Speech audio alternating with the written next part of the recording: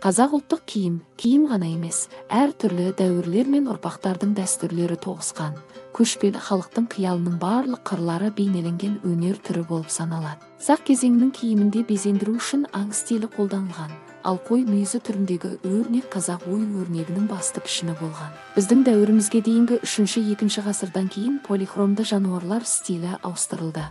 Оның ерекшелігі алтын, күмістерді пайдалана отыра, түрлі түсті асыл тастармен әшекейлеп жасады. 8-15 ғасырларда қыпшақтар, қарлұқтар және басқа тайпалар киімнің пайда болуына әсер етті. Атап айтқанда, шеберлер киізді қолдана отыра, киімді безендіру үшін күмісті пайдаланды. Пішу мен оған қолданатын материалдар 18-19 ғасырларда өзгерді. Бұрынғы кезеңдегі киімдерден ол сәндік элементтер мен әшекейлердің алуан түрлілігімен ерекшеленді. Шеберлер кесте мен өрнектерді жиі қолданды, өйткені олар зұлым күштерден қорғайды деп сенді. 19 ғасырдың басына дейін киімнің көп бөлігі жүннен, былғарыдан және киізден тігілген.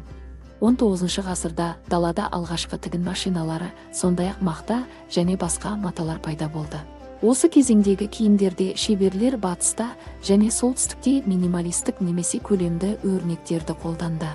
Оңтүстік аймақтарда өсімдіктер жиі кездеседі. Ұлттық киім заманауи түрде ұлттық киім мерекелік киімнің бір бөлігіне айналды.